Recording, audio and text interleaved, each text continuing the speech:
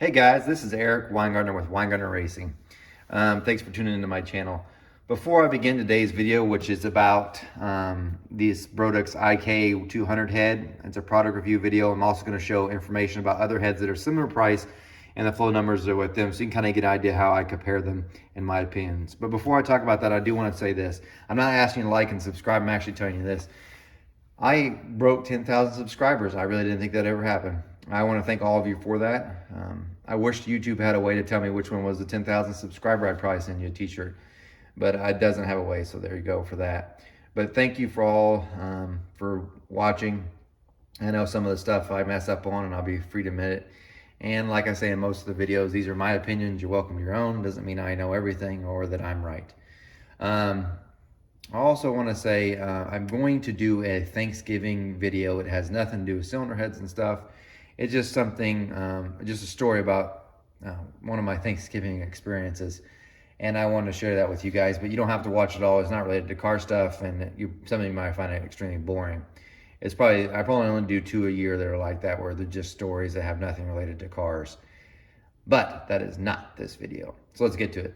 Today's video here we have is the Brodix Ik 200 head for a small block Chevy. I know some of you guys are like, when are you going to do a Mopar? It depends on what comes in the shop, and I'm not going to lie, Mopars just don't come in that often. Same with big block Fords. It's what comes in the shop.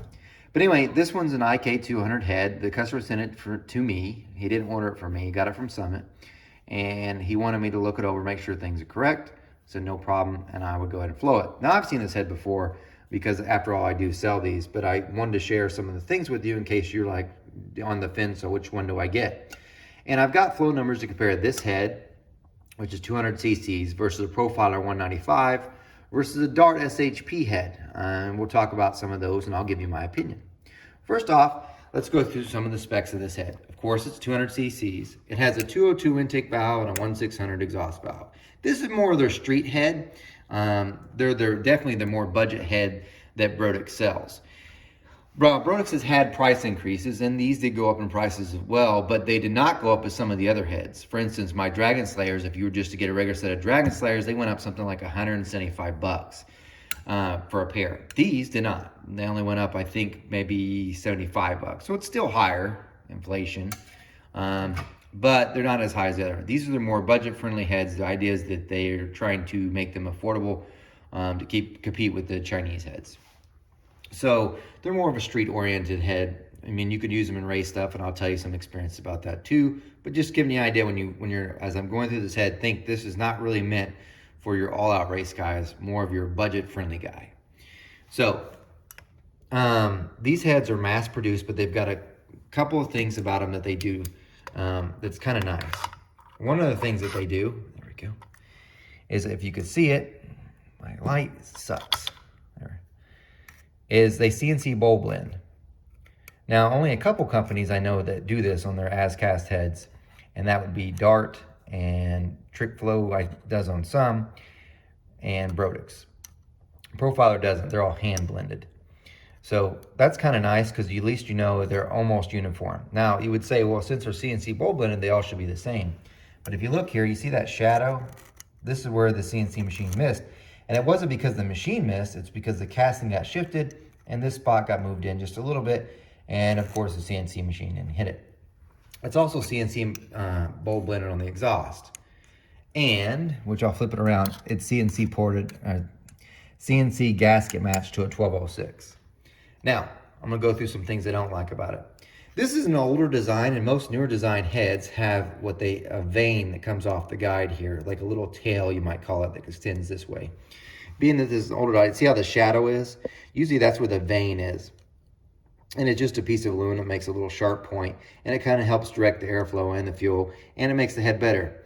The Ik 180 has a small one right through here. The 200 does not. It's an older design. Brodix that usually doesn't have those in some of their older heads. Say for instance, the Track 1, just the as-cast one, nope, no vane. The Dragon Slayer does. That's why I like that head. Now, you'll only be able to get these in straight plugs. So I'll go ahead and tell you that first. And if you notice, it's more this way. This is kind of weird, but it is in this location. It's a straight plug. You can't get an angle plug. If you want an angle plug with this, you end up with the race right, which costs more. The thing I don't like about it is this. We'll go some little educational stuff. That right there where my pointer is trying to point, right here is the seat angle. This is called the top cut. This helps take the air and makes it transition into the chamber. This step here you see here from where they cut the valve job hurts flow dramatically on the low lift side for sure. And most of the people that are running this head probably have cams between 500 and 600 max lift. So for the most of the flow range, it's hitting this lip and it's hurting it. So if you buy this head and you're like, how can I improve it? Something I can do at home. You can, and maybe I'll make a video at some point showing you how to do this. You're gonna take and you're gonna grind this lip out and blend it into the chamber. I'm not saying open up the chamber. I'm saying blend it out. This gets rid of that lip and it actually picks up quite a bit of flow down low, say at 400, which is my important one, and through the range. Beyond that, even forgetting flow numbers, it helps with making power because the air is going to see this and the fuel will too, and it causes weird things to happen in the chamber. You can still see a small one here on the exhaust side.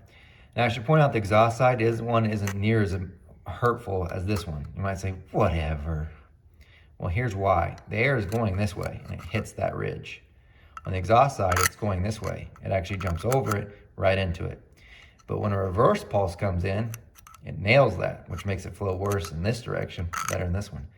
So in a way, it helps. Disadvantage though is that entire sharp edge there creates this hot spot because this is the hottest part of the chamber.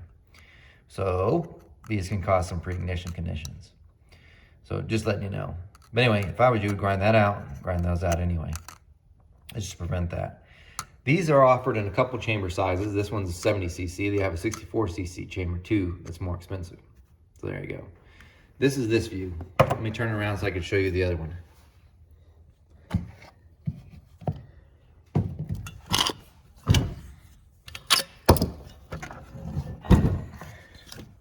I know you wish I had an assistant and I had this set up and just stop, but I don't feel like doing that. There we go. There's your gasket matched intake ports. 1206 on this. If you remember from when I did the video on the 180, it was a 1205. The 200 is a 1206. Now Brodix does make a bigger offering to this, and it is their 215 iron killer. I have yet to see that head.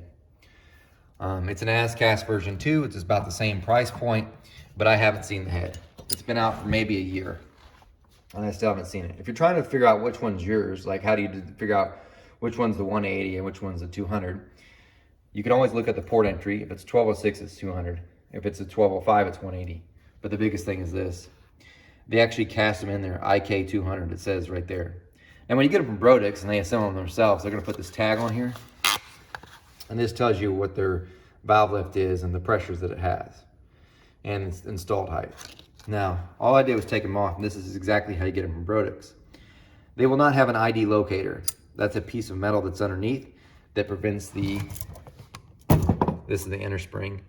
It prevents the inner spring from dancing around and the outer spring as well on that. Now this cup here that they cut out, the spring pocket, still allows enough movement where it's going to get some movement on that valve at the bottom, because the only thing that really is locating it is a retainer at the top that keeps it from dancing. The bottom's still dancing. So that itself can lead to premature guide wear. Now it's not going to be a huge horrible thing because it's not crazy. And they also know if you're buying this head, you'll probably not spin a lot of RPM, because as RPM goes up, guide wear will also go up and cause more movement on the valve springs. But just letting you know. Now, Brodix usually only has a seal on the intake. On the IK heads, they put seals on both, which I'm all fan for. They come with 3/8 studs and standard guide plates. Look at the exhaust side.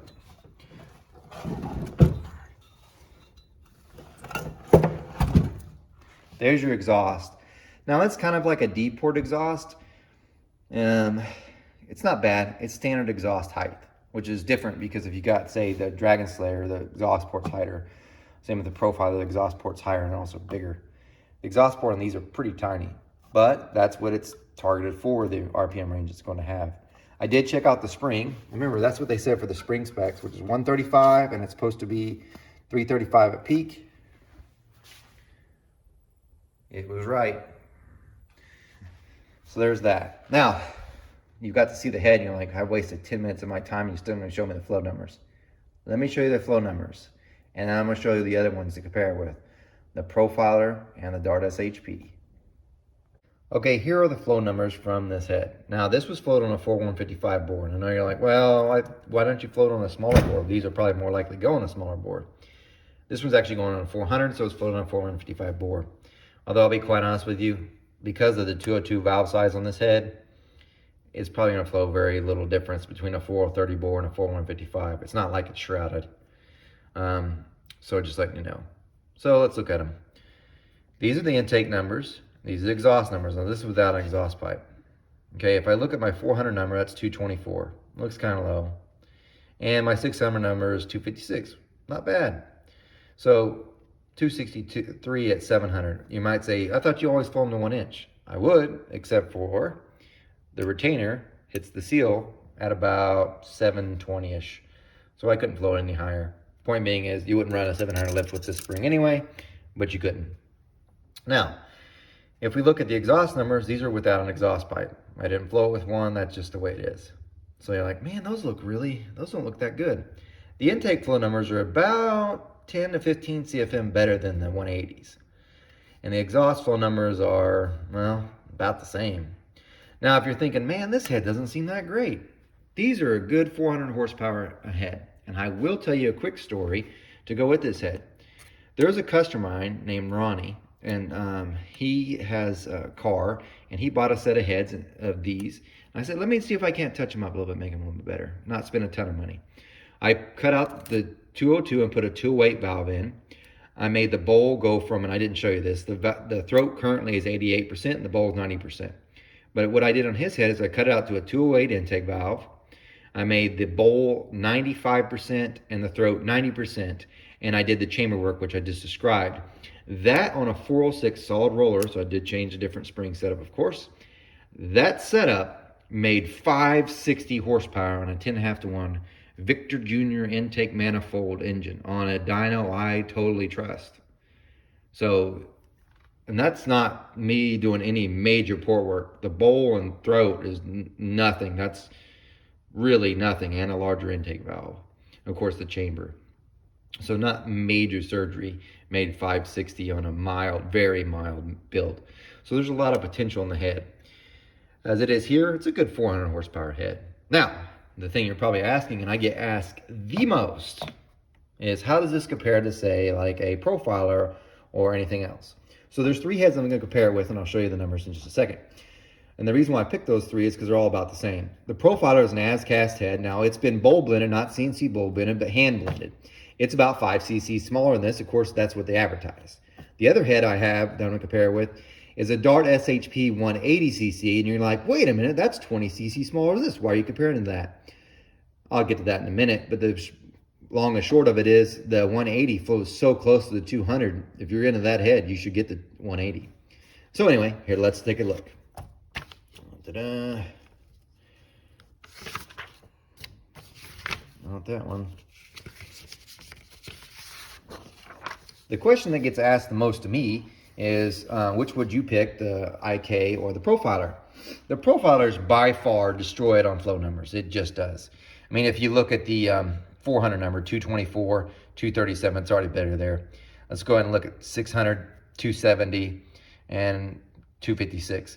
And that's 5 cc smaller. It's just a much better flowing head. The exhaust is the same way. 400 number is 165. That's more than that thing flows at peak. However, this port's exhaust port's raised, and it's also much larger than that. So, the question I get asked the most is, which would you pick? Well, it depends on what you're doing with it. If you ever choose to do street strip stuff, you should do the Profiler. Quality-wise, and this is going to be my opinion, it's probably going to get some people upset with me, and you're welcome to your own opinion. This is mine. Quality, that Brodix head is a better quality head. And I know some of you are like, wait a minute, what about the valve jobs and stuff? Every one of the Profilers I've done, I've had the valve job just to cut them to seal up. However, I will say, and you need to listen to me on this, Profiler's quality has been improving. When they first started making that 195, when I saw it, they used a different seat material, or not seat thickness and widths, and the head itself had some casting issues. Those have, for the most part, have been resolved. It used to always have a hole right here where the exhaust bolt went through and poked through. Not a huge deal, but some customers freak out. It used to also have holes between the head bolt hole. Not a huge deal, not a huge deal. I want you to understand that. Now, on the newer ones, and I mean newer, like in at least the last 3 years, it's been this way. That's all sealed up. They must have changed their casting. That's good, and that's good. So that quality's improved.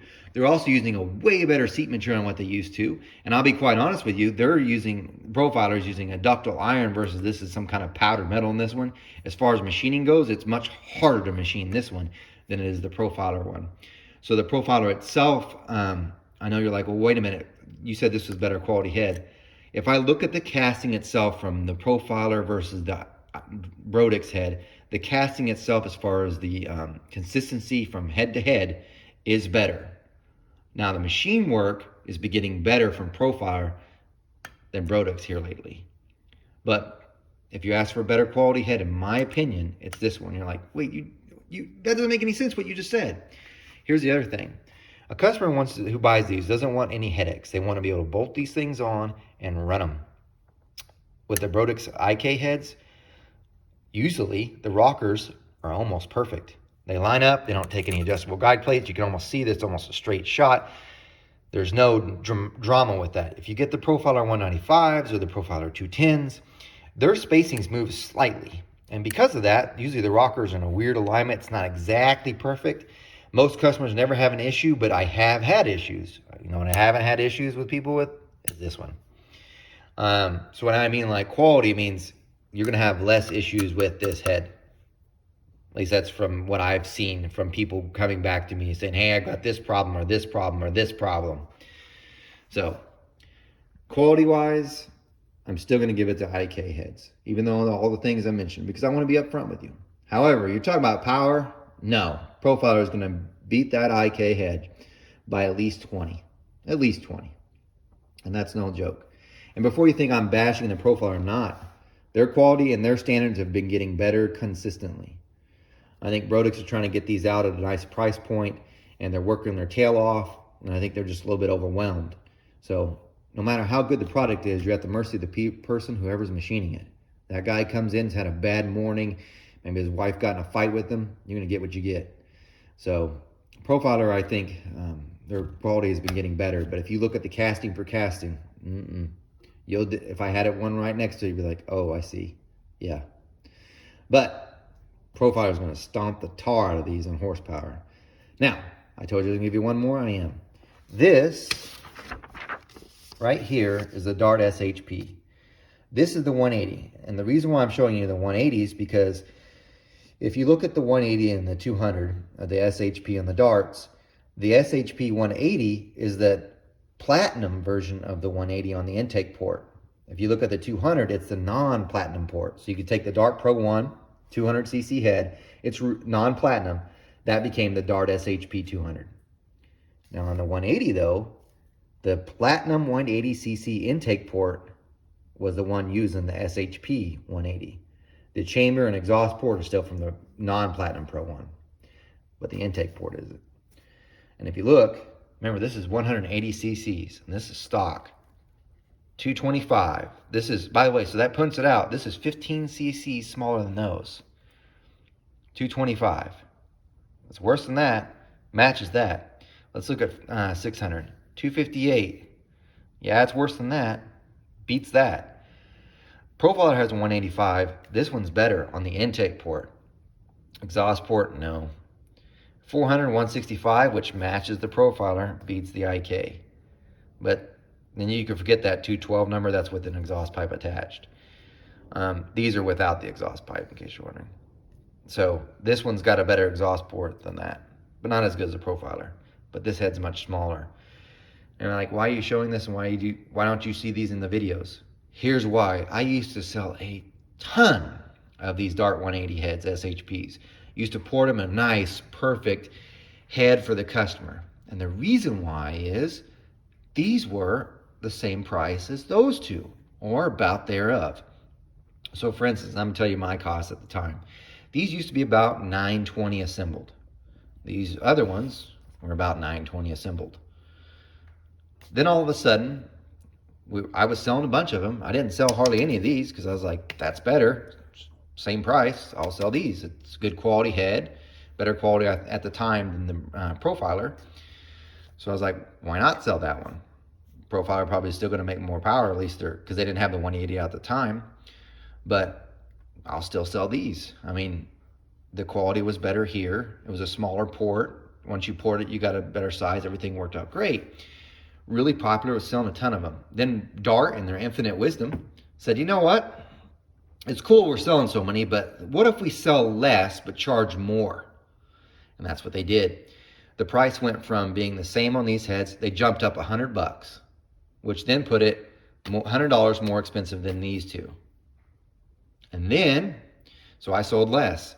Then it wasn't even 6 months later, and this is before pre-COVID. This is 2015-ish, so way before that. They jumped up another $70. So at the time, you could retail on this was $1,000, about $1,000, $1,200. So it put it right out of the price range for these people. The people that were buying these, we're not going to spend $200 more for something that makes less power than the Profiler and slightly more than the IK for $200. Because for $200, I could work the IK head and have a better head than the as cast out of the box Dart head. I haven't sold one of these heads since they did that. Not one. So I don't know how their business model works. I don't know if they're like, ooh, this is our economical head. We're only making so much on this head, but if you're not selling the head, you ain't making nothing on the head. So anyway, there's my take. It's the reason why you don't see that much head there. I'm just giving you my honest opinion. You can do whatever you want with it. I'm surprised most of you made it through this video because it's just me talking a lot of it. But there's the numbers. I like all three heads. If it's my own stuff and I'm going to race, Profiler. If it's my own stuff and I'm just going to go to Sunday cruise or take my kids out, or kid, I only have one, take my wife and kid out, and I really don't care what it goes, but I never want it to break down or have any issues, not that this would, that one. If I don't care about power, Brodix. But if I want my power, I'm taking Profiler.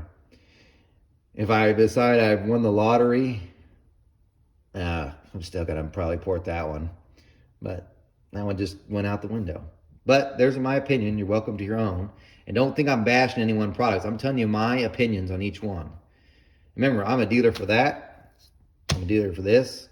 I'm not for this, but I'll tell you straight up. And I'm going to be as honest as I can with every one of you. These are my opinions.